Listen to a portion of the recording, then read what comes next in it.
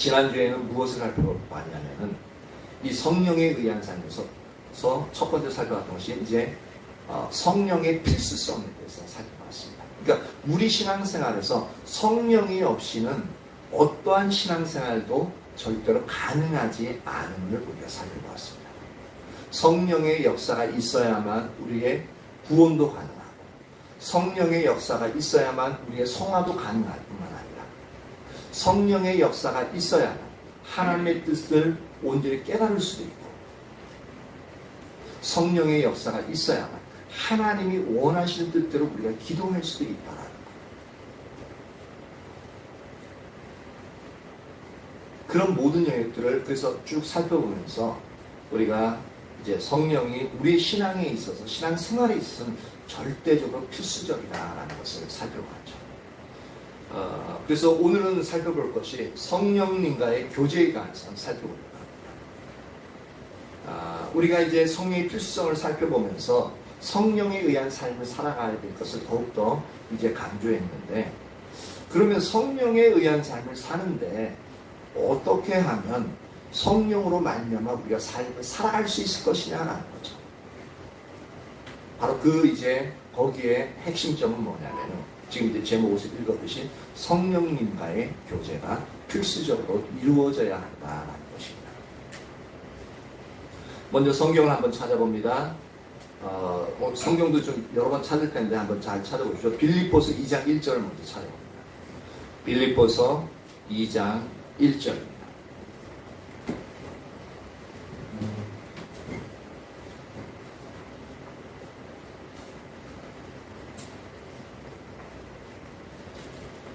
우리가 하나님과의 교제, 또한 예수님과의 교제에 대해서는 많이 들어봤잖아요. 그렇죠?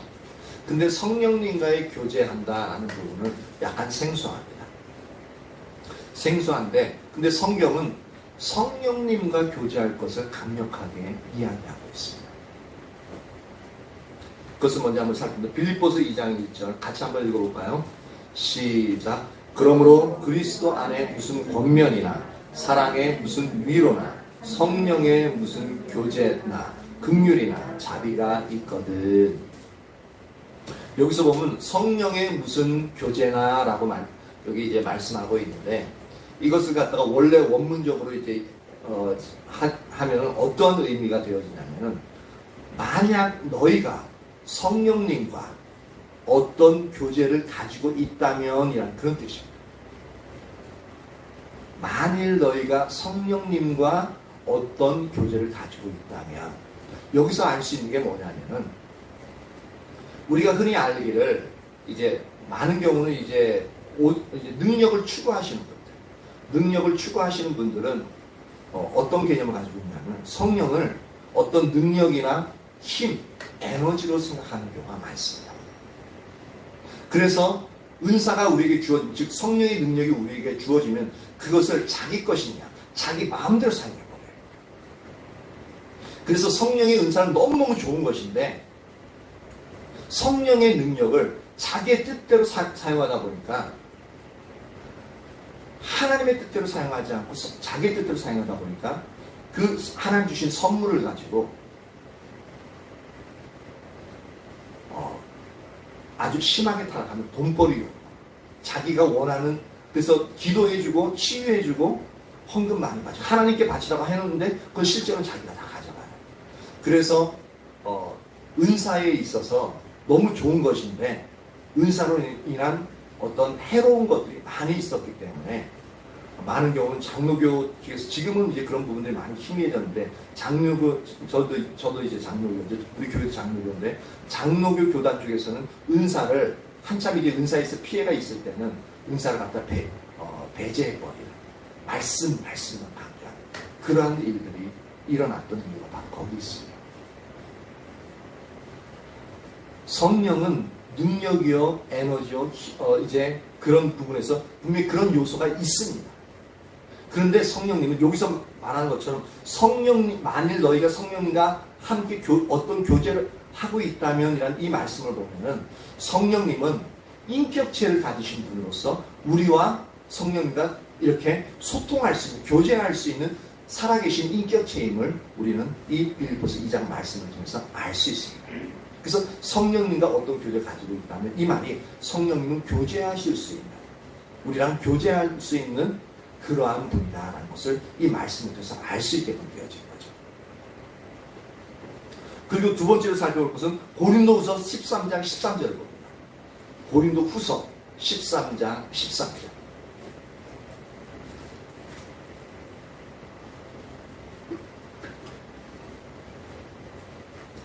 이것은 이제 우리가 이 구절은 우리가 아주 예배 마칠 때마다 항상 듣는 구절 중에 하나입니다. 고린도후서 13장 13절. 같이 한번 읽어봅니다. 시작. 주 예수 그리스도의 은혜와 하나님의 사랑과 성령의 교통하심이 너희 무리와 함께 있을지어다. 아멘 하고 예배 마치죠. 예배 마치는데 지금 축도의 이 부분을 많이 이제 항상 이제 대부분 사용하잖아요. 사용하는데 근데 보면은 이 글에서 보면은 주 예수 그리스도의 은혜와 하나님의 사랑과 성령의 교통하심이 너희 무리에게 와 함께 있을지어다라고 이렇게 선포하는데, 여기서 보면 성령의 교통하심, 여기서 교통이란 단어는 헬라어 단어로 코이노니아라는 단어입니다. 코이노니아는 많이 들어보셨죠? 코이노니아는 교제 또는 사귐이라는 뜻입니다. 그래서 성령의 교통하심을 갖다가 이제 어떤 뜻이냐면 성령님과의 긴밀한 교제가 너희에게 있을지어다라고 예배드리고 나서 맨 마지막에 이 축도를 하게끔 되어져 있습니다. 성령님과 긴밀한 교제가 있을지어다. 즉 성령님과 교통하심이 너희 분에게 있을지어다 하고 있는데, 그럼 한 가지 의문점을 가져봐야 돼요. 어떤 의문점이냐면 우리가 흔히 아는 것은 뭐냐면 여기서 만약에 근데 우리가 의문점을 가지지 못하고 그냥 넘어가는 경우가 더 많은데, 아니 왜 하필이면 하나님 아버지, 그러니까 성부 하나님과 교제가 있을지어다 또는 예수님과 교제가 있을지어다. 우리는 성령 하나님과 교제를 우리 추구하잖아요. 그렇죠?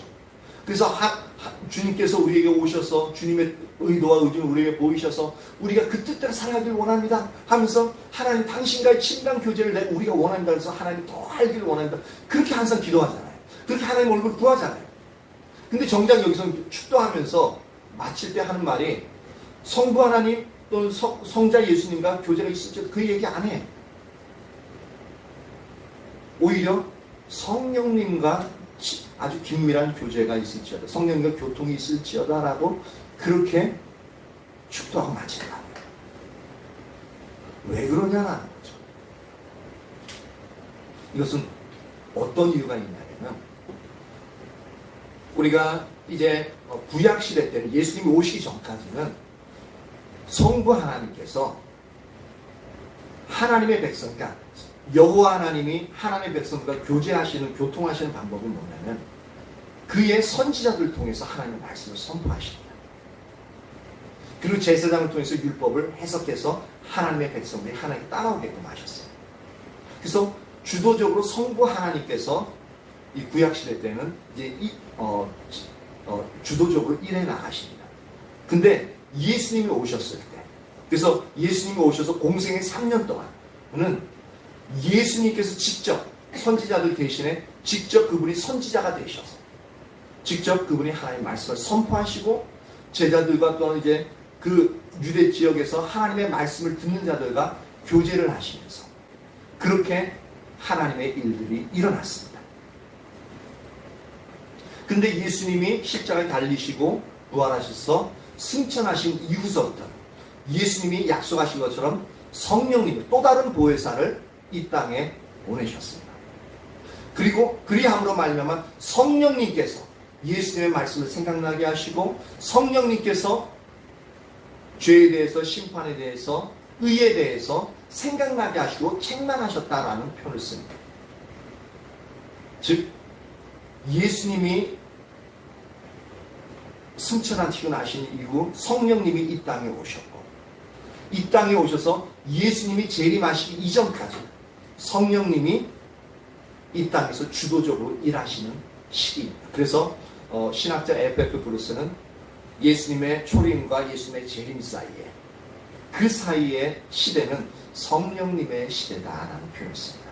즉 성령님이 주도적으로 이끌어 가시는 시대입니다. 그러니까 성령님을 통해서 성부 하나님을 알 수 있고요, 성령님을 통해서 성자 예수님을 알 수가 있습니다. 그러니까 지금 현재 우리 안에 계시는 예수 그리스도의 영, 즉 성령님이죠. 그리고 예수님의 영이 이 땅을, 그러니까 성령님이 또한 이 땅을 통치하고 있는데, 그분과 교제가 친밀하게 이루어지지 않으면 그분을 통해서 하나님을 알 수 없고 그분을 통해서 예수님을 알 수가 없어요. 맞죠?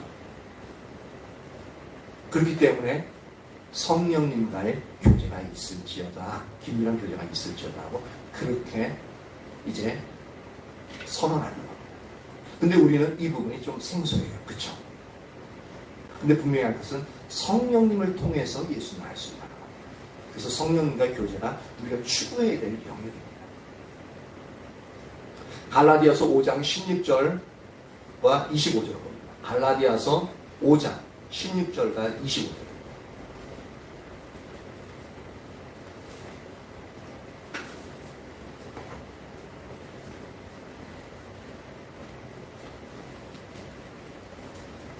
갈라디아서 5장 16절과 25절.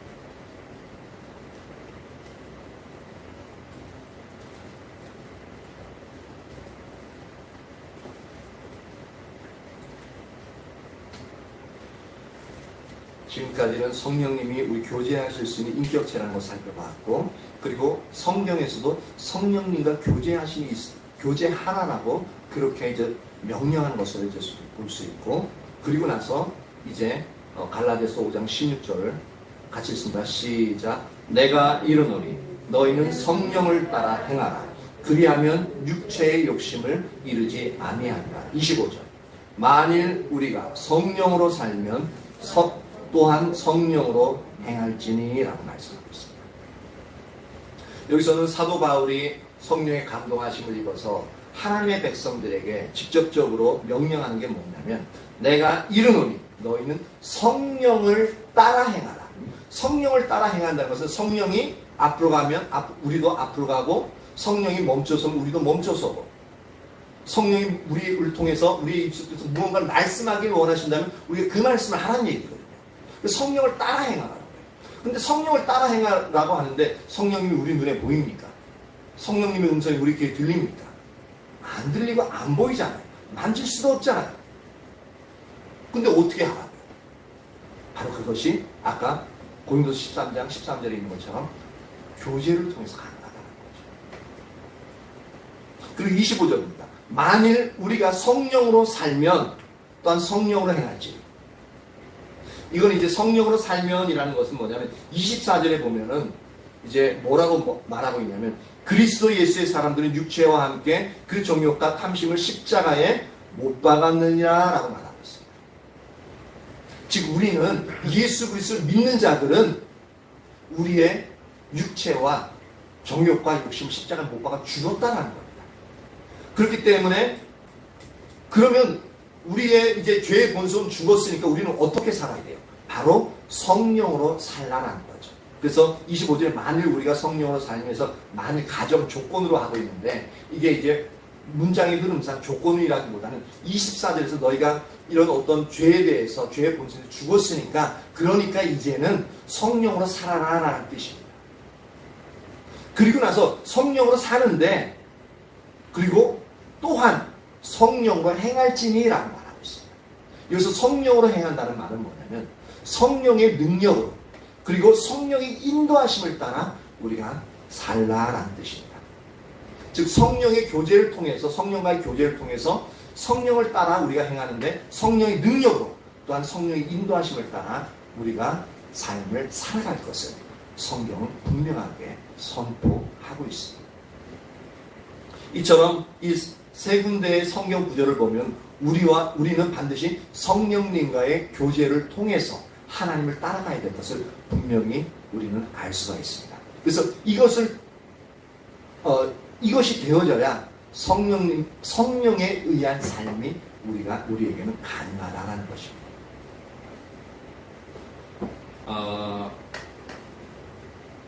그러면은 우리가 이제 성령과 교제해야 되겠다는 것을 알겠죠. 그렇죠?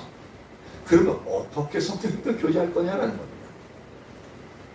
그 성령 때도 제가 이제 신앙생활 처음 이렇게 자라올 때 엄청난 고민이었던 게 뭐냐면 설교 시간에 어떤 부분들이 이제 선포되는 주님과 함께 동행하십시오. 아, 맞다. 주님과 동행해야지. 성령을 쫓아 행하십시오. 맞아. 그렇게 진짜 되고 싶어. 근데 어떻게 쫓아 행해야 될지, 어떻게 주님과 동행하고 그분의 제자된 삶을 살아야 될지 거기에 대해서는 가르침을 받지 못하고 그래서 고민하면서 여러 가지 책들을 살펴봤는데 그래서 잘 모르겠더라고요. 그래서 다른 사람한테 물어봐도 그냥 기도 열심히 해. 성경 많이 읽어. 그래 너 잘하고 있어. 응? 새벽 예배 나오지. 수요 예배 나오지. 금요 철야 나오지. 그리고 또 뭐야? 토요일 성경 공부 나오지. 주일 예배 오전하고 저녁 안 빠지지. 얼마나 잘하고 있냐. 아 그렇구나. 이렇게 하면 되는 거구나. 그래서 잊어먹었어요. 근데 그러니까 진짜 자라나지 못하는 거예요. 그러면 어떻게 하면 성령님과 교제할 수 있느냐라는 거죠. 저렇게 엎드려 있으면 성령님과 교제하지 못해요.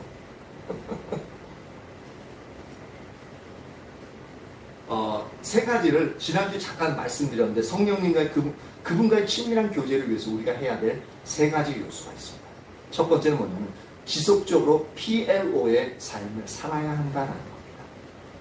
두 번째는 뭐냐면 하나님의 말씀이 우리 속에 거하는 삶을 살아야 됩니다. 세 번째는 뭐냐면 성령님을 근심케 하지 말아야 합니다. 근데 이 세 가지도 보면 제가 말씀드렸지만 이건 더 오히려 세 가지 요소가 더 어려운 것 같아요. 그래서 이것을 한번 설명해 보려고 합니다. 그 중에 첫 번째, 성령 하나님과의 동행하는 삶을 위해서 우리는 지속적으로 PLO의 삶을 살아야 하는데요. 하나님께서 주도권을 가지고 우리를 하나님께로 인도하셔요. 이것을 다시 말을 바꾸면 뭐냐면 하나님은 이제 성부, 성자, 성령님의 이게 삼위일체 하나님이잖아요. 그래서 성령님이 주도권을 가지시고 우리를 성령님께로 인도해 가셔요. 여기서 중요한 게 뭐냐면 하나님께서 주도권을 가지고 우리를 인도해 가신다. 즉 성령님께서 주도권을 가지고 우리를 인도해 가셔요. 약간 이게 어려울 수 있는데 잘 들어보십시오. 주도권을 가지고 우리를 인도하신다는 건 뭐냐면 성령님이, 즉 하나님이 우리 앞서서 가시면서 따라오라고 우리를 인도해 가신다는 겁니다. 그러니까 우리는 성령, 즉 하나님을 바라보고 그분이 하라는 대로 하기만 하면 된다는 거예요. 그러니까 성령님이 주도권을 가지고 앞서가시고, 그래서 우리가 하나님보다 앞서가면은 된다, 안 된다? 안 된다는 거예요. 근데 우리 실제 삶에서, 신앙생활에서는 항상 우리가 하나님보다 앞서가요. 저는 안 그런 것 같은데요? 아니요. 잘 생각해 보십시오. 여러분들이 진로를 결정할 때 하나님께 진짜 묻고 하나님이 말씀하신 것을 듣고 그들 순종하는가라는 겁니다. 그리고 어떤 일을 할 때 만약에 어떤 감동이 왔어. 근데 감동이 왔는데 그것이 하나님의 생각인지 내 생각인지 아니면 사단이 몰래 집어넣는 생각인지 그것을 알 수 없잖아요.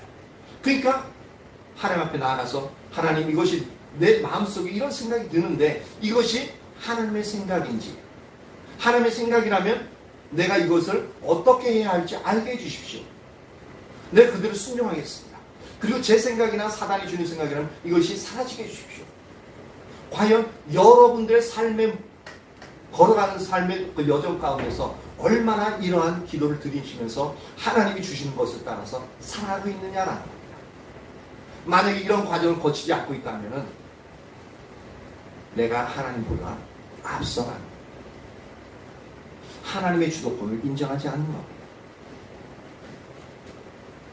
하나님, 내가 옳다고 생각하는데, 하나님, 내가 이거 보니까, 이게 옳은 것 같아. 그러니까 하나님, 내가 이거 할 테니까, 주님은 이제 내가 이 하는 것 잘 될 수 있게끔, 성공할 수 있게끔 도와주세요. 라고 기도는 많이 해요. 그것은 하나님을 나의 종으로서 부려먹는 거예요. 입술로는 하나님 나의 주님, 하나님 나의 주님이요, 하나님은 나의 왕이십니다라고 고백하는데, 근데 실제로 우리의 신앙생활을 어떻게 해요? 하나님 나 이거 꼭 필요해요. 하나님 나 이거 꼭 필요하다니까요. 그러니까 도와주세요. 내가 이거 할 테니까 꼭 도와주셔야 돼요. 막 기도하고, 어떨 땐 잘 안 되면 막 금식기도 하고. 그러다가 안 되면 어떻게 해요? 하나님, 내가 그렇게까지 기도하고 헌금하고 그렇게 예배하고 심지어 금식까지 했는데, 나 금식 못하는 거 아시잖아요. 근데 그렇게까지 했는데 내 기도 안 들어지냐? 원망하죠. 하나님의 주도권 저는 인정하지 않는 거예요. 내가 내 주도권을 가지고 하나님이 끌고 가는 거예요. 근데 하나님은 하나님의 뜻이 아닌 것은 하나님을 응답하지 않으십니다. 그러니까 우리가 많이 기도할지라도 응답하지 못하는 이유가 막 거기 있는 거죠. 하나님은 하나님의 주도권을 가지고 우리 앞서가시면서 우리를 인도하신다. 마찬가지로 성령님도 주도권을 가지고 앞서가시면서 우리를 이끌어가십니다. 그렇기 때문에 하나님이 항상 앞서가시기 때문에 우리가 해야 될 일이 있어요. 그게 뭐냐면 PLO의 삶을 살아가는 겁니다. 그럼 PLO의 삶이 뭐냐? 전 맨 처음 PLO 그러니까 팔레스타인 해방 조직기구 맨날 그래가지고 여러분들 아실지 모르겠지만 PLO 지금도 존재해요. 그래서 P는 뭐냐면 우리가 날마다 하나님의 얼굴을 구하여 나가는, 즉 더욱 하나님을 알기를 갈망하고 하나님의 의도와 의중을 알기를 갈망함으로 하나님 앞에 간구하는 것. 그게 바로 간구하다의 뜻이 영어로 pray입니다. 그래서 그 앞자에 P를 딴 겁니다. 그러면서 우리가 그 하나님의 알기를 원하는 하나님의 의도와 의중을 알기를 갈망하고 하나님 알려주십시오라 그렇게 기도하면 하나님이 어느 순간 하나님의 의도와 의중을 우리에게 들려주십니다. 그럼 우리는 어떻게 해요? 그것을 경청해야 되죠. 그럼 경청한다의 영어 단어가 listen입니다. listen의 첫 자가 L이죠. 그리고 그 하나님의 뜻을 우리에게 들려주시면 우리는 어떻게 해요? 우리의 온 삶으로 마음과 뜻과 힘을 다해서 우리는 그 하나님의 뜻에 순종해 나가는 겁니다. 순종에 있어 영어는 obey 해가지고 이제 거기서 O를 따. 그래서 각자의 첫 자를 따서 PLO의 삶을 살아야 한다는 것입니다. 그래서 우리가 매일 하나님의 뜻을 구하고 하나님의 뜻을 들으려고 애쓰며 또한 하나님 말씀하신 우리 그렇게 순종하기 위해서 계속적으로 주님을 찾는 PLO의 삶이 절대적으로 필요한 거죠. 그런데 이 삶을 살면서 우리가 동시에 이 PLO의 삶이 그대로 이제 되어지기 위해서 우리가 해야 될 또한 두 가지가 더 있습니다. 뭐냐면 우리는 순간순간 자기중심적인 삶을 절대적으로 내려놔야 돼요. 그래서 우리가 지금 계속적으로 하나님의 뜻을 구하잖아요. 근데 하나님의 뜻을 구하는데 자기중심적인 삶을 내려놓지 않으면 하나님의 뜻대로 순종할 수 있을까요? 없을까요? 없죠. 그러니까 하나님의 뜻을 구하는 동시에 하나님의 뜻이 선명히 인식되어지면 내가 추구하고 내가 원하는 자기중심적인 뜻, 자기중심적인 그 생각들을 하나하나 버리는 것이 절대적으로 필요합니다. 그러려면, 그렇게 되어지려면 우리의 옛사람인 자기중심적인 삶은 이미 십자가에서 죽었음을 우리는 분명히 인식해야 됩니다. 그래서 성경은 이렇게 얘기합니다. 로마서 6장 4절입니다. 로마서 6장 4절과 6절을 살펴봅니다. 잘 집중해서 들으시고 이게 상당히 이제 어려울 수 있지만 상당히 중요한 부분.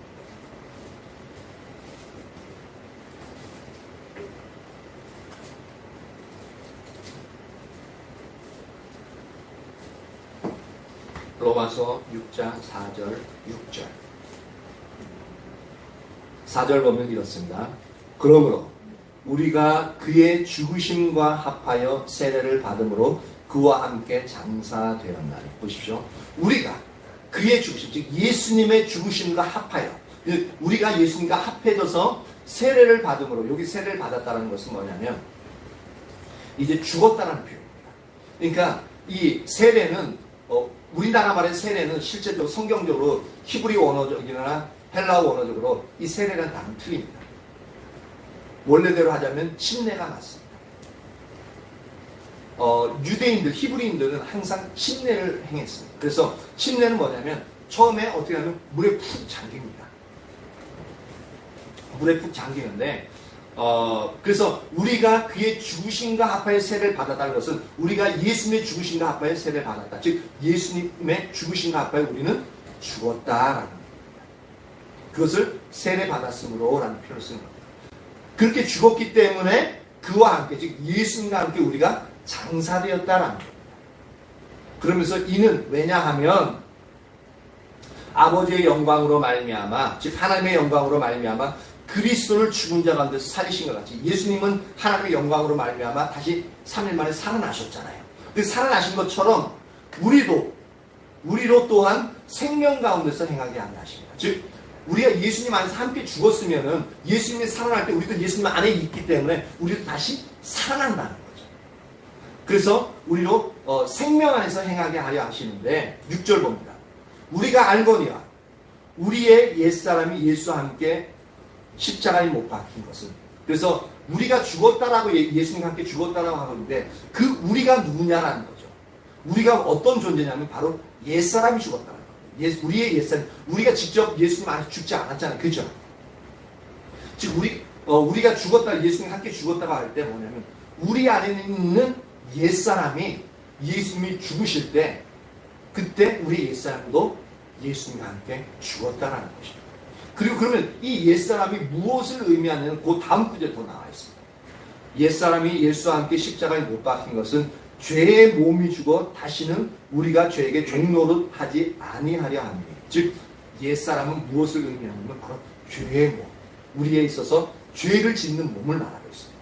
즉 죄의 본성, 우리가 태어날 때부터 가지고 있는 죄의 본성, 이것을 아까 전에 제가 어떤 단어로 다시 표현했냐면 자기 중심적인 삶이라고 표현했습니다. 즉 자기 중심성입니다. 이 죄의 몸이라는 것은 우리가 항상 어떻게 나타나면 우리는 항상 누구를 위해 살아요? 나 자신을 위해서 삽니다. 그리고 우리 가족, 내가 사랑하는 사람들을 위해서 살아요. 근데 내가 사랑하는 사람들을 위해서 사는데 그것이 결국 누구를 위한 거예요? 나를 위한 거예요. 맞죠? 그래서 나를 위해서, 그러니까 가족을 행복을 위해서 돈을 번다라고 하는데 그것도 결국은 나 자신을 위해서. 가족이 행복하자면 나도 행복하지 않거든요. 그래서 나 자신의 행복을 위해서 살아가는 거예요. 결국은 자기 중심적인 삶을 살아가는 거예요. 이게 바로 뭐냐면 죄의 몸이에요. 이게 바로 옛사람입니다. 이것이 예수님이 십자가에서 죽으실 때 예수님 안에서 바로 우리도 죽었다라고 표현하고 있습니다.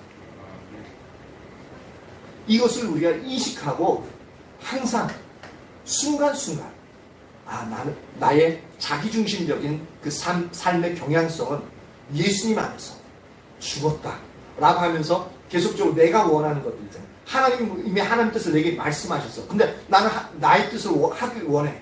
근데 그것을 순간순간 내려놓지 않으면 어떻게 해요? 하나님의 뜻을 따라갈 수 없습니다. 그러니까 순간순간 자기중심적인 삶을 지속적으로 내려놔야 돼요.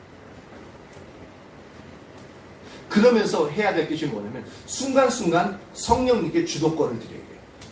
내가 이거 하고 싶지만 이거 하나님 뜻이 아닌 줄 압니다. 그러니까 하나님, 내가 하나님 뜻을 따라갈 겁니다. 그러니까 하나님의 그 뜻을 내게 이루어 주십시오라고 하면서 내 주도권을 내려놓는 거예요. 내 주도권을 내려놓고 나의 주도권을 성령님께 드리는 거예요. 하나님 앞서가세요. 나를 인도해 주세요. 이 하나님의 뜻이 내게 이루어지게 해주세요. 라고 하면서 순간순간 성령님께 주도권을 내려놔야 돼요. 무슨 말씀인지 아셨죠? 이렇게 해야만 PLO의 삶을 우리가 살아갈 수가 있습니다. 그래서 우리는 순간순간 우리 육신에 우리 자신을 순복할 것인가, 아니면 성령님께 우리의 자신을 이제 순복할 것인가. 무슨 말을 이렇게 자꾸 꼬이냐. 성령님께 우리 자신을 순복할 것인가를 결정해야 됩니다. 그래서 우리 자신의 순복할 것을 내가 원하는 것을 하는데 거기에 순종해버리면 결국은 성령님은 내 뒤로 빠지고 내가 앞서가고, 내가 하고 싶지만 그래도 이것은 옳지 않고 하나님이 내게 말씀하신 이 옳은 진리를 따라 이것을 통해서만 내가 생명을 얻을 수 있기 때문에 이것을 선택하는 성령님이 앞서가면서 나는 그 뒤로 따라가는 게 되어진 거죠. 이렇게 해야 바로 PLO의 삶을 살면서 성령님을 따라가는, 성령님과 동행하는 삶을 살아갈 수 있게 되죠. 이것을 좀 더 설명하는데요. 거기서 아까 로마서 6장을 계속 보고 있는데 6장 11절 봅니다. 6장 11절 보면 이와 같이 너희도 너희 자신을 죄에 대해서 대하여는 죽은 자요. 보십시오.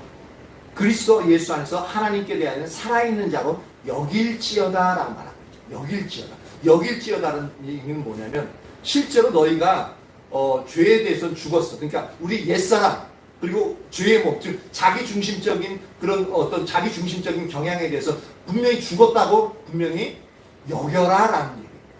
근데 우리는 어떻게 난 순간순간 계속적으로 내가 원하는 대로 살고 싶고 내가 원하는 것을 즐기고 싶고 내가 원하는 대로 살고 있는데 어떻게 그럴 수 있느냐. 난 여전히 내 안에 죄의 본성이 살아있다는 것을 우리는 알 수 있죠. 그렇죠? 우리는 분명히 그것을 항상 체험합니다. 근데 성경은 얘기하는 게 아니다. 분명히 예수님이 죽으실 때 우리 안에 있는 죄에 대해서는 우리는 죽은 것으로 분명히 인식하라라고 여길지어다라고 분명히 이야기하고 있습니다. 그러니까 이것이 아까 제가 말씀드린 것처럼 순간순간 자기중심적인 삶을 내려놓으라라는 말과 동일하다. 그러니까 우리가 이것을 계속적으로 우리 속에서 그것이 올라와도 우리 눈앞에 유혹이 있어도 아니야, 나는 죄에 대해서는 죽었어 라고 계속적으로 우리 자신을 선포하는 게 필요합니다. 그래서 그렇게 여길지어다 라고 말하고 있고, 그러면서 동시에 하나님께 대하여는 그리스도 예수 안에서 하나님께 대하여는 살아있는 자로 여길지어다. 이게 뭐냐면 순간순간 성령님께 주도권을 내놓아라라는 말과 동일한 말입니다.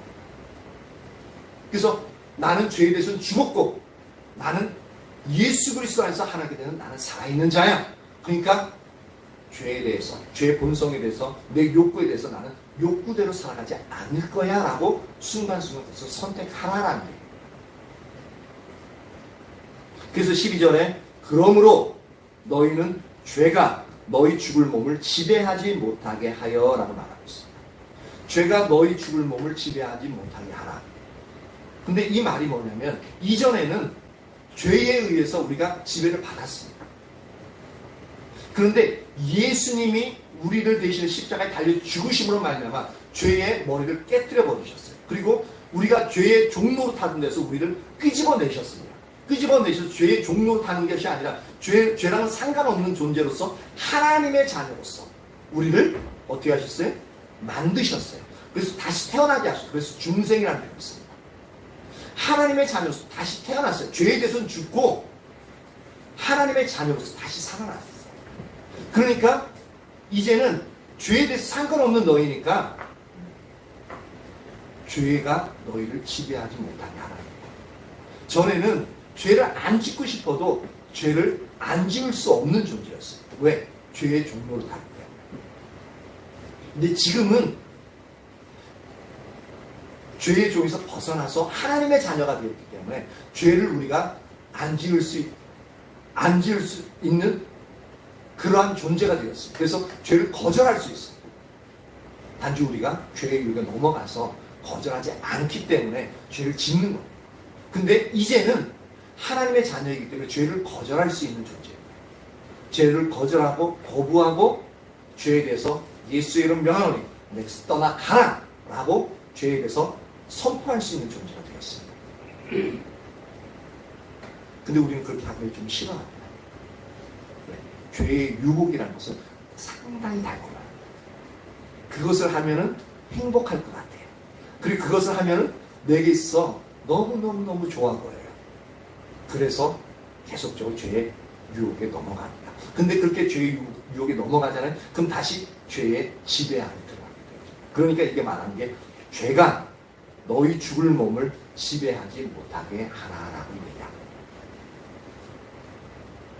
하여 몸의 사욕을 순종하지 말고, 그 몸의 사욕이라는 것은 죄의 본성, 죄의 본능에 따라서 요거 하자, 요거 한 번만 하자, 한 번 하는데 뭐 어떠니? 그렇게 살살 유혹하죠. 때로는 우리 감정을 통해서 막 복받쳐 오르게 해요. 아니, 응? 내가 이렇게까지 해줬는데 넌 뭐 하는 거야? 막 화가 나가지고 그냥 이러면 안 된 줄 알아요. 아는데 이것만큼 못 참아. 확 해버려요. 그래서 후회해요. 아이고 주님, 내가 또. 이게 바로 죄의 몸의 사욕에 순종하는 거죠. 이렇게 되어지면 죄가 우리를 지배하게 되어져요. 이렇게 몸의 사욕에 순종하지 말고, 또한 너희 지체를 불의의 무기로 죄에게 내주지 말고. 이거 보십시오. 우리가 이제 죄에 대해서 순종하고 죄를 지게끔 되어지면 우리 지체, 그러니까 우리의 손과 발, 우리의 몸을 말하고 있습니다. 우리의 지체는 불의의 무기가 된대요. 즉 이 얘기는 뭐냐면 우리 자신 죄를 짓게끔 되어지면 우리가 다른 사람에 대해서 무기가 되어지는데, 어떤 무기냐면 다른 사람을 해하는, 다른 사람을 해롭게 하는 그런 무기가 되어져요. 우리가 나쁜 말 하고 상처 주는 말 하면 상대방이 상처 있고 어떻게 되어져요? 나는 그냥 말 한 번에서 어이구 속 시원해 하고 딱 나는 잊어먹어요. 상처 준 사람은 잊어먹어요. 그렇죠? 근데 그 말을 듣고 상처 입은 사람은 어떻게 해요? 몇십 년이 지나도 상처가 치유되어지지 않으면 어떤 일은 계속적으로 네가 몇 년 전에, 1년 전에, 또 1년 지나 네가 2년 전에 이 말했지, 네가 3년 전에 이 말했지. 그렇게 하면서 그 상처 입은 것을 갖다 잊지 않고 계속적으로 되씹고 해서 그 상처가 더 커져요. 이처럼 불의의 무기, 상대방을 해롭게 하는, 어떤 때는 그로 인해서 죄를 지음을 말고 상대방을 죽이는 그런 상태까지 가게 되어지죠. 불의의 무기로서 죄에게 내주지 말고, 오직 너희 자신을 죽은 자 가운데 다시 살아나신 자, 즉 예수님, 죽은 자 가운데 다시 살아나신 자 같이, 즉 예수님과 같이 하나님께 너희 자신을 드리며 너희 지체를 의의 무기로 하나님께 드리라. 즉 우리가 죄에 순종하지 않고 하나님, 성령님의 인도하시는 대로 우리가 한 걸음 한 걸음 순종해 나아가면 우리의 지체는 뭐가 되냐면 의의 무기가 되어진대요. 즉 하나님의 의, 하나님의 공의를 이루는 무기가 돼요. 그러니까 죄를 파하고 사단의 권세를 파하고 죽어가는 사람을 살리고 병든 자를 치유하고 놀라운 의의 무기가 된다는 것입니다. 놀랍죠? 그러니까 우리가 순간순간 자기중심적인 삶을 내려놓고 순간순간 성령님께 우리의 주도권을 드리라는 겁니다. 이것이 되어져야 우리는 PLO의 삶을 살아갈 수 있게 되어지고 성령님과 교제하는 삶을 살아갈 수 있게 되어집니다. 조금 더 설명해봅니다. 로마서 8장 5절에서 9절. 이 부분이 중요하기 때문에 계속적으로 이 비슷한 말씀들을 살펴보면서 더 깊이 들어갑니다. 로마서 8장 5절에서 9절.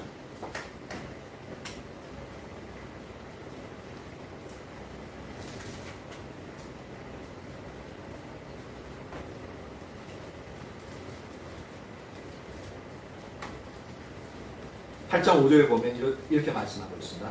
육신을, 같이 한번 읽어볼게요. 5절에서 9절까지 같이 한번 읽어보고 설명하도록 하겠습니다. 시작. 육신을 따르는 자는 육신의 일을, 영을 따르는 자는 영의 일을 생각하나니 육신의 생각은 사망이요 영의 생각은 생명과 평안입니다. 육신의 생각은 하나님과 원수가 되나니 이는 하나님의 법에 굴복하지 아니할 뿐 아니라 할 수도 없습니다. 육신에 있는 자들은 하나님을 기쁘시게 할 수 없느니라. 만일 너희 속에 하나님의 영이 거하시면 너희가 육신에 있지 아니하고 영에 있나니 누구든지 그리스도의 영이 없으면 그리스도의 사람이 아니라. 보십시오. 아까 죄를 짓는 것, 즉 이제 자기 중심적인 삶을 살아가는 것이 뭐냐면 5절에 육신을 따르는 자라고 표현하고 있습니다. 죄의 본성을 따르는 자, 즉 육신을 따르는 자는 육신의 일을 생각한다라고 말하고 있습니다. 그리고 영을 따르는 자, 여기서 영은 뭐냐면 성령을 의미하고 있습니다. 성령을 따르는 자는 영의 일을 생각하나니, 즉 육신을 따르는 자는 육신의 일을 생각하고 성령을 따르는 자는 성령의 일을 생각한다라고 말하고 있습니다. 보십시오. 춥습니까? 그럼 에어컨 꺼주세요. 춥대.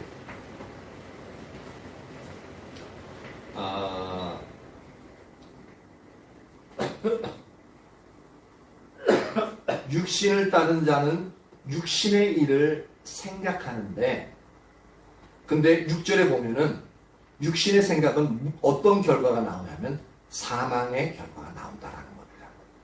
즉 육신의 생각은 자신에 대해서, 우리 자신에 대해서 사망으로 이끌어갑니다. 하나님의 생명이 사라져 그래. 물론 한 번 육신의 일, 즉 우리가 이제 죄를 짓는다고 해서 그것이 곧장 지옥으로 간다, 그런 의미는 아닙니다.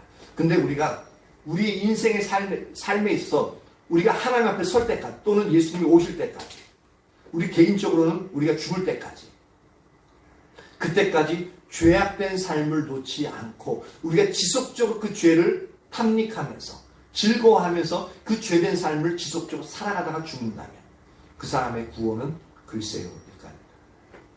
교회를 다녀도, 예배를 참석해도, 심지어 성령의 은사를 받았다 할지라도 그 사람의 구원은 퀘스천 마크입니다.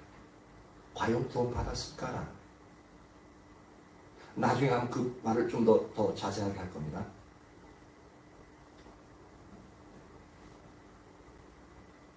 그러면은 여기서 이제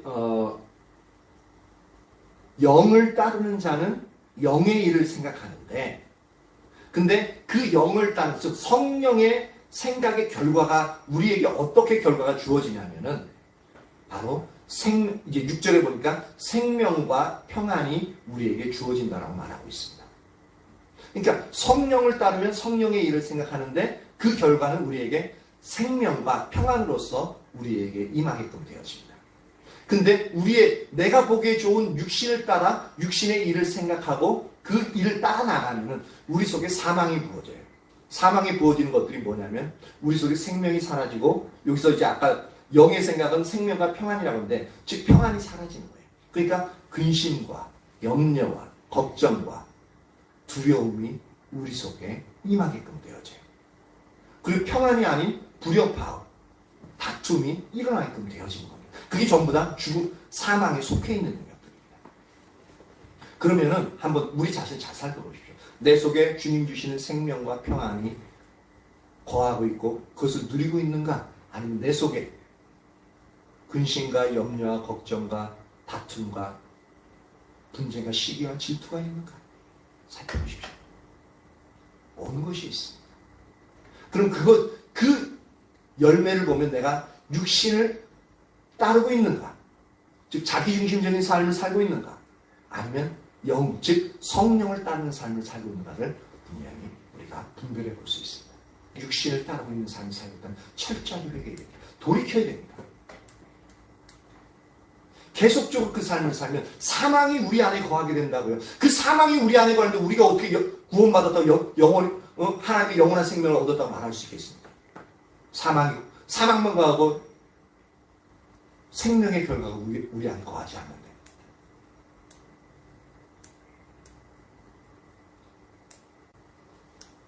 그리고 7절, 육신의 생각은 하나님과 원수가 되나니. 우리가 우리 중심적으로, 자기 중심적으로 삶을 살아가는 그 삶은 하나님과 원수가 된대요. 그럼 하나님과 원수가 된다는 걸 더 구체적으로 뭐라고 얘기하고 있냐면, 이는 하나님의 법에 굴복하지 아니할 뿐 아니라 또한 할 수도 없다고 말하고 있습니다.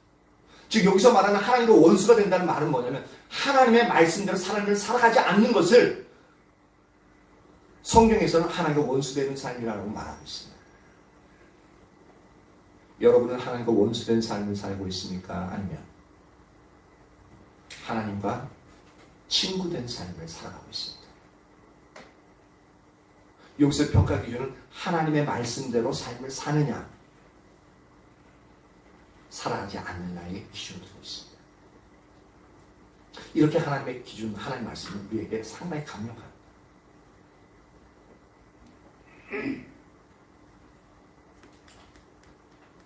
그렇다는 얘기는 영을 따르는 자, 영을 따르는 자는 어떻게 되어져요? 즉 성령을 따르는 자는 하나님의 말씀에 순종한다, 순종하지 않는다? 하나님의 말씀에 반드시 순종하는 삶을 살아가게 되겠다. 나는 성령을 주고 내가 하나님을 사랑합니다. 내가 성령을 따라 성령과 교제하고 있습니다 하면서 내 삶에서는 하나님의 말씀대로 삶을 살아가고 있지 않다면 거짓말하고 있는 거죠. 잘못 알고 있는 거예요. 실제로는 하나님과 원수된 삶을 살아가고 있으면서 나는 예배를 드리고 있기 때문에, 주일날 빠지지 않기 때문에, 헌신하고 있기 때문에 나는 하나님을 따라가고 있다고 생각합니다. 근데 전혀 틀리죠. 실제 삶에서 하나님 말씀대로 살고 있지 않으면 하나님과 원수된 삶을 살아가고 있는 겁니다. 사단의 속임수에 속아 넘어가지 마십시오. 사단은 네가 그냥 주일날 예배 잘 드리고 헌금 열심히 하고 교회 헌신하면 너는 당연히 구원받은 거야 라고 하는 그 속임에 속지 마십시오. 물론 그럼 그건 필요 없냐? 아니요. 절대적으로 필요합니다. 그것 하고 실제 삶에서 6일 동안, 주일날 외에 6일 동안 그 삶에서 이제는 그 주일날 들었던 그 말씀대로, 우리가 성경에 있는 그 말씀대로 그 삶을 순종해 살아가면 영을 따르는, 즉 성령을 따르는 삶을 살아가고 있는 거고요. 그렇지 않으면 실제 삶에서 주일날은 예배 잘 드렸지만 실제 6일 동안은, 하루는 잘 드렸지만 그 6일, 나머지 6일 동안은 육신을 따르는 삶을 살면서, 즉 사단을 따르는 삶을 살면서 하나님과 원수된 삶을 살아가고 있는 겁니다. 우리의 삶에서 패배가 있는 거죠. 고통이 있는 거죠. 평안과 생명이 사라진 삶을 살아가고 있는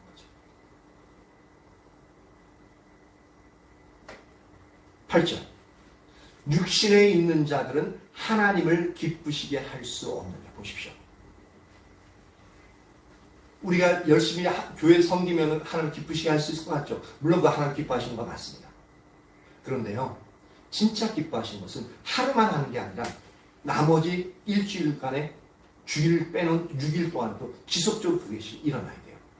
근데 육신에 있는 자들, 즉 내 중심적으로 삶을 살아가는 자들은 하나님을 절대 기쁘시게 할 수 없대요. 하나님 말씀을 순종하지 않는 사람은 절대로 하나님을 기쁘시게 할 수 없대요. 그런데 하나님을 기쁘시게 할 수 있는 방법은 뭐냐면 성령을 따라서 하나님의 말씀 따라 순종해 나가는 사람들은 바로 하나님을 기쁘시게 하는 삶을 살아가고 있는 겁니다. 제가 말하는 거 아니죠? 성경이 말하고 있죠?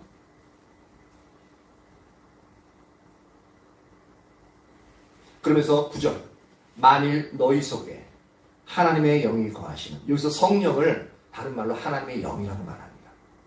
하나님의 영이 거하시면 너희가 육신에 있지 아니하고 영에 있나니, 누구든지 그리스도의 영이 없으면, 즉 그리스도의 영은 또한 성령을 말합니다. 성령을 그러니까 하나님의 영, 그리스도의 영, 성령, 이 세 가지가 동일한 성령님을 따르게 부르는 영역입니다. 근데 동일한 성령을 말하고 있습니다. 그리스도의 영이 없으면 그리스도의 사람이 아니라, 즉 이 부분은 뭐냐면 하나님의 영이, 즉 성령이 너희 안에 거하시면 너희가 더 이상 육신에 속해 있지 않다라고 말하고 있습니다. 즉 육신에 있지 않다는 것은 속하지 않았다는 겁니다. 즉 우리는 신분적으로 예수님을 믿음으로 말미암아 우리 안에 누가 계셔요? 예수 그리스도의 영이 성령님이 우리 안에 거하시죠. 그렇게 되어지면 우리는 더 이상 육신에 속해 있지 않아요. 사단에게 속해 있지 않아요. 죄에게 속해 있지 않습니다. 오히려 어디에 속해 있냐면 영에 있는 한이, 즉 영에 속해 있어요. 즉 성령에 속해 있는 자입니다. 즉 하나님께 속해 있는 자입니다. 하나님의 자녀예요. 신분적으로 그렇다는 얘기입니다. 신분적으로 사단의 자녀에서 이제는 성령님이 우리 안에 거하시면 우리는 하나님의 자녀가 된 겁니다. 그런데 누구든지 그리스도의 영이 없으면, 즉 우리 안에 그리스도의 영이 없으면, 즉 성령님이 없으면 그리스도의 사람이 아니라고 말하고 있죠. 즉 예수님을 믿으면 누구든지 그리스도의 영인데, 근데 중요한 건 뭐냐면 아까 육신의 일을 따르면 하나님의 자녀임에도 불구하고 왕의 자녀임에도 불구하고 여전히 이전과 같이 신분은, 우리의 신분은 왕의 자녀인데 우리의 삶의 습성은 죄의 종으로서 사단에게 굴복하고 여전히 우리는 사단에 물러가라라고, 왕의 권세로서 예수의 이름 명하는 물러가라라고 그런 권세를 가지고 있는 존재임에도 불구하고 안녕하세요 사단님, 저는 당신을 따라갈래요 하고 그냥 그렇게 따라가고 있다는 겁니다. 그러니까 얼마나 우리가 사단이 우리를 비웃겠느냐라는 거죠. 근데 우리는 사단이 주는 그 달콤한 그 진액을 받아먹으면서 살아가고 있는 거예요. 근데 그 결과는 사망이다. 그러면 아까 전에 제가 계속적으로 육신의 생각이 뭐냐, 육신을 따르는 자가 뭐냐, 그래서 육신을 따르는 자는 육신의 일을 생각한다라고 얘기하고 있는데, 그럼 육신의 일을 성경에서는 어떠한 부분으로서 얘기하고 있느냐, 그것을 한번 살펴보는 것도 필요하겠죠. 갈라디아서 5장 19절에서 21절 봅니다.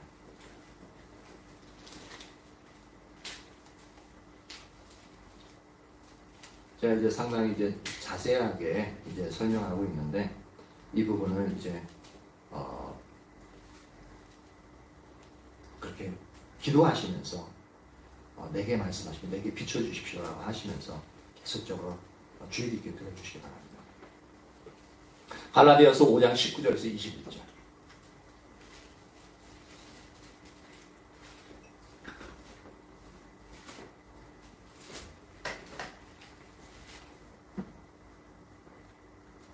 갈라디아서 5장 19절에서 21절.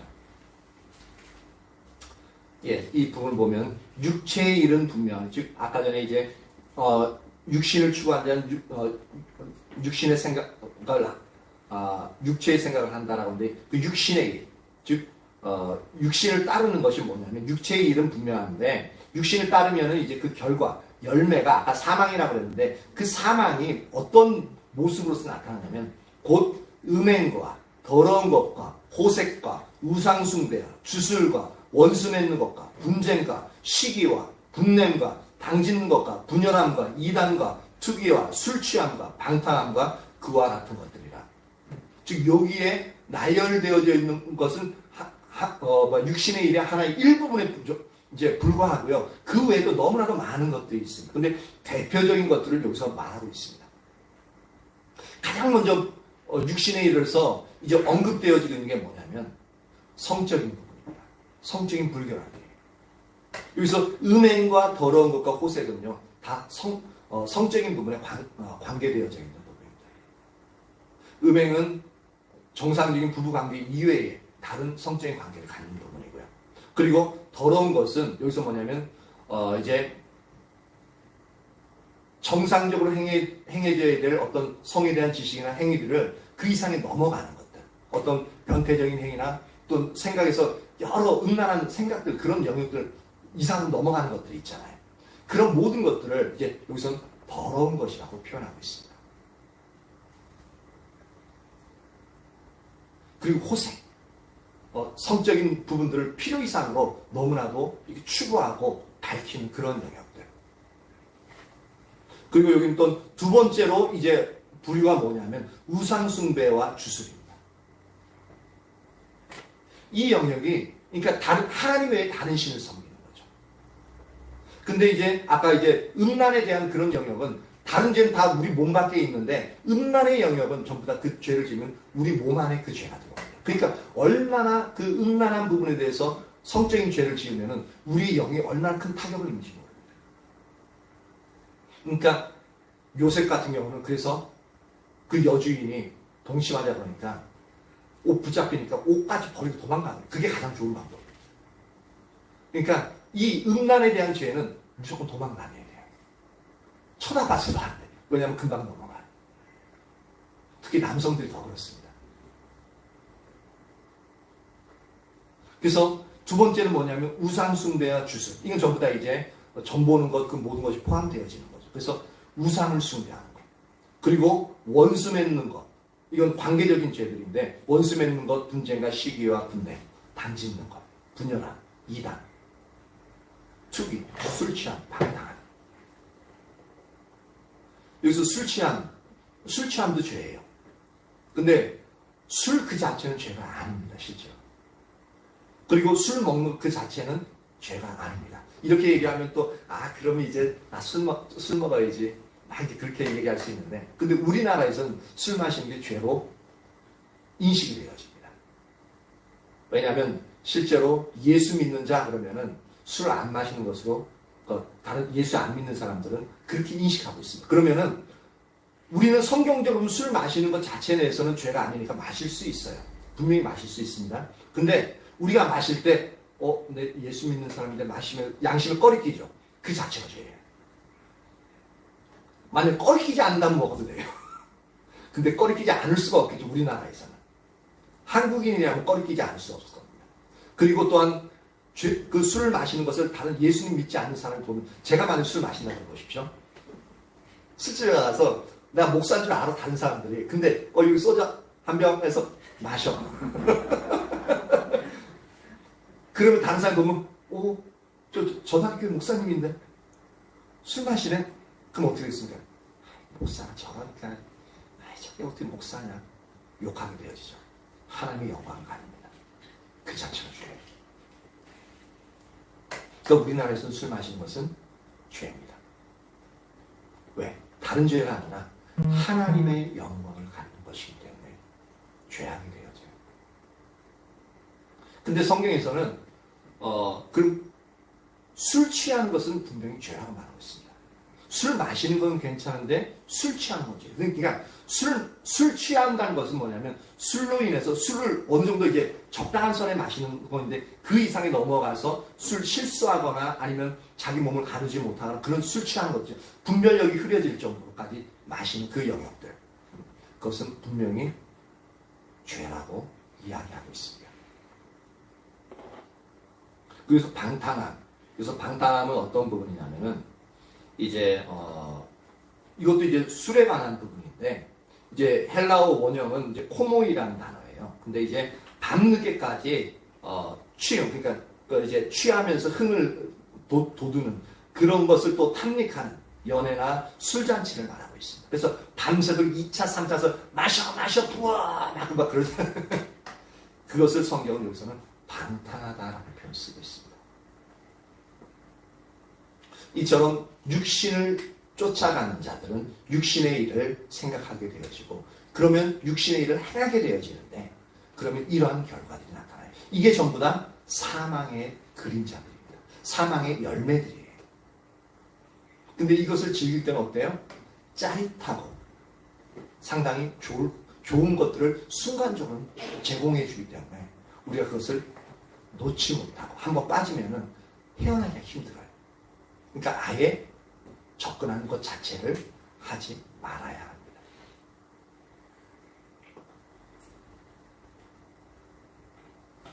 그래서 갈라디아서 5장 21절에 보면은 계속 읽어봅니다. 투기와 술 취함과 방탕과 또 그와 같은 것들이라 전에 너희에게 경계한 것 같이 경계하노니 이런 일을 하는 자들은 하나님의 나라를 유업으로 받지 못할 것이요. 하나님의 나라가 뭡니까? 천국입니다. 천국을 유업으로 재산, 하나님의 재산으로서 우리 받지 못해요. 즉 구원받지 못한다는 거. 아까 전에 말씀드린 것처럼 한 번, 두 번 한다고 그것이 천국 못 가느냐? 그게 아니에요. 그게 아니라 난 예수님 믿었어 분명히. 믿고 주일날 교회도 나왔어. 근데 예수님을 믿으면은, 믿는다는 거기에 무엇이 포함되어 있냐면 믿음에는 행위가 반드시 포함되어집니다. 믿음은 단지 예수님이 십자가에 달려 죽으셨다는 것을, 그 교리적인 지식을 믿는 그것만을 포함하지 않습니다. 그것을 당연히 포함합니다. 근데 그것과 함께 예수님을 나의 주인이요 나의 구원자로서 믿는 거잖아요. 나의 주인이라는 것은 나의 주인이 시키는 대로 삶을 살아간다는 것을 포함하는 겁니다. 그러니까 그 믿음은 우리의 삶에 있어서 행위적인 측면, 즉 하나님의 말씀을 순종하는 것까지 믿음 안에 다 포함되어집니다. 그러니까 우리의 삶에서 예수님을 믿는다고 하면은 예수님을 십자가 달려 죽으셔서 구원하신 것을 믿을 뿐만 아니라 내가 주님의 말씀대로 삶을 살아가는 것까지 믿음에 다 포함되어져요. 근데 이 믿음에 해당하는 이 삶을 살아가는 영역, 예수님을 나의 주인으로서 모시는 이 영역이 되어지지 않으면 반쪽짜리 믿음이고, 또한 이 믿음은, 행함이 없는 믿음은 어떤 믿음이라고요? 죽었다라고 분명히 야고보서 1장에 분명히 선언하고 있죠. 바로 그 얘기입니다. 그래서 예수님을 믿으면서도 이 삶에 살아가는 영역에서 이것이 되어지지 않으면 진짜로 예수님 믿는 게 아닙니다. 성경이 말하는 예수님 믿는 거 아니에요. 내가 알고 있는, 내가 그냥 그렇게 믿고 싶은 것일 뿐이고, 또한 사랑이 그 속입니다. 십자가에 달리신 예수님 믿으면 그냥 넌 좋은 거 갈 수 있어. 괜찮아. 뭐 그렇게 힘들게 살아가냐. 이 땅에 있을 땐 즐기면서 살아야지. 사랑의 속삭입니다. 그래서 많은 경우에 우리 예수 믿는 사람들이 그것 때문에 하나님의 영광을 짓밟게끔 되어지고, 하나님의 생명과 평안을 누리는 게 아니라 사망의 그림자 가운데 여전히 드리워져 있고, 결국 그 중에 많은 사람들이 사단의 유혹에 의해서 사망의 자리로 가서 하나님 나라의 유혹을 받지 못하는 그 자리에 가게. 분명히 성경에 이야기하고 있죠. 이런 일을 사는 자는 하나님의 나라를 유혹으로 받지 못한다. 이런 사람들 예수 믿어도 실제로는 믿는 게 아니라는 얘기입니다. 예수를 진짜로 믿으면 우리의 삶이 그래서 달라지는 거예요. 우리의 삶이 달라지지 않으면 절대로 예수 믿는 거 아닙니다. 왜? 믿음에는 뭐가 포함되어 있다고요? 행위. 그래서 그것이 아니면 너희 믿음은, 행함이 없는 믿음은 죽었다라고 야고보서 그렇게 강력하게 이야기하는 겁니다. 그럼 이제 부정적인 요소를 살펴봤잖아요. 그럼 이제 긍정적인 요소를 살펴봅니다. 영을 따른 자, 즉 성령을 따른 자는 성령의 일을 생각하고 성령의 열매를 맺어요. 그게 아까 생명과 평안이라고 했죠. 그럼 성령의 열매가 어느 영역에 있는 거냐면은 그것을 한번 봅니다. 우리가 잘 아는 거예요. 갈라디아서 5장 22절에서 23절입니다. 갈라디아서 5장 22절, 23절.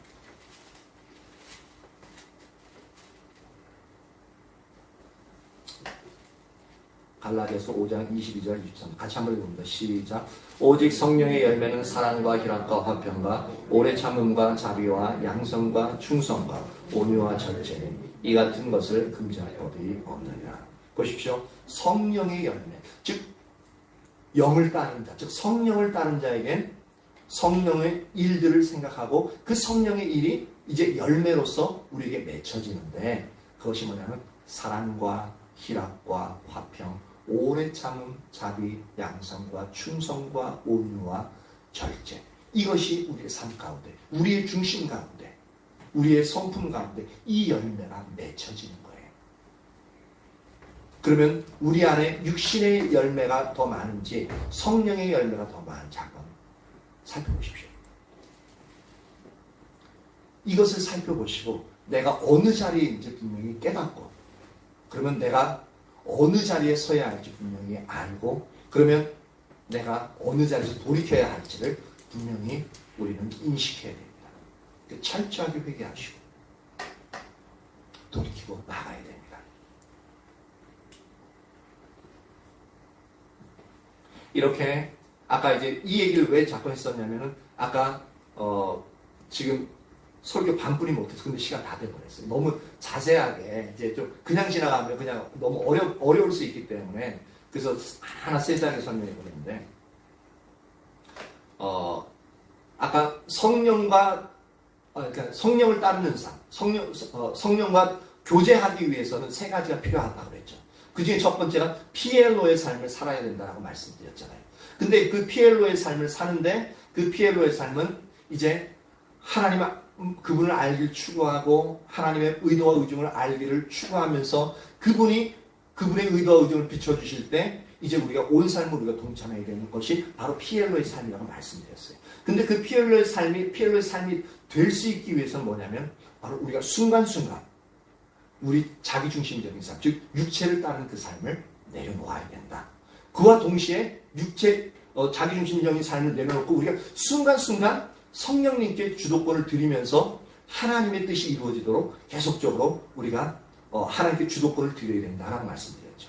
그러면서 우리가 살펴봤던 것이 이제 그러면 우리가 육신을 따를 때는 어떠한 열매가 맺혀지고 성령을 따를 때는 어떠한 열매가 맺혀지는 것을 우리가 살펴보았습니다. 이것을 살펴보는 이유가 뭐냐면 지금 현재 나의 삶이 어떤 상태에 있다는 것을 분명히 살펴볼 수 있는 그런 하나의 이제 판별법을 우리가 이제 여러분들이 잘 보라는 얘기입니다.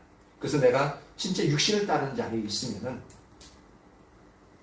돌이켜서 철저히 회개하고 하나님을 따르는 영을 따르는 삶 가운데 있어야 된다는 거죠. 이것이 되어져야 성령님과 교제가 절대적으로 가능합니다.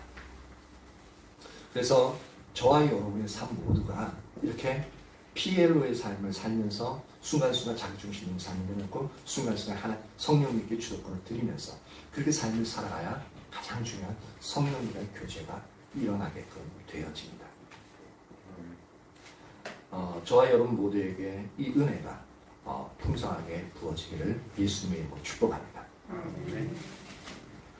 예, 나머지는 또 다음 주에 하면 되고요.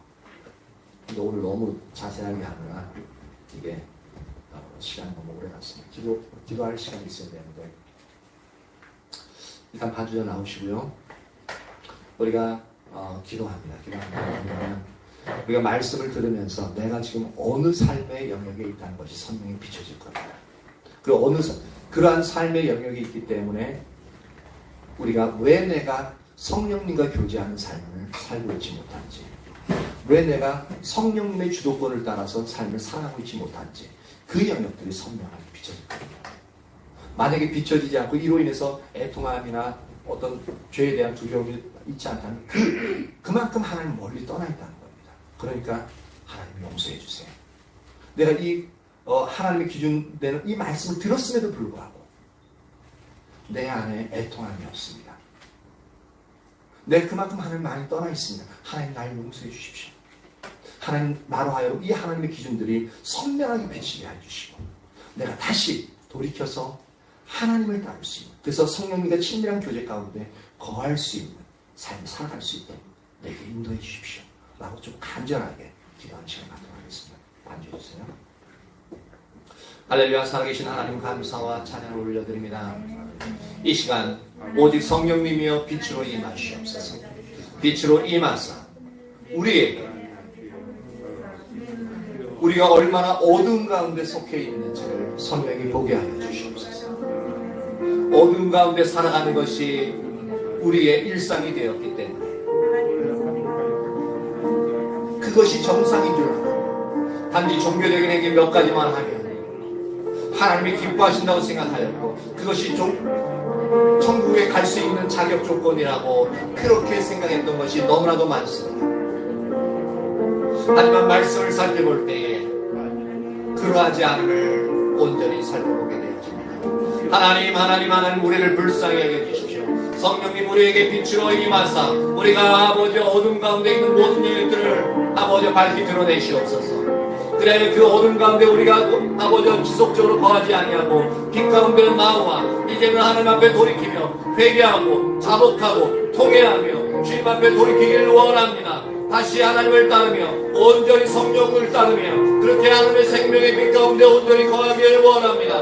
온전히 임하여 주세요. 임하여 주세요. 임하여 주세요. 성령님 우리를 불쌍히 여겨주시옵소서.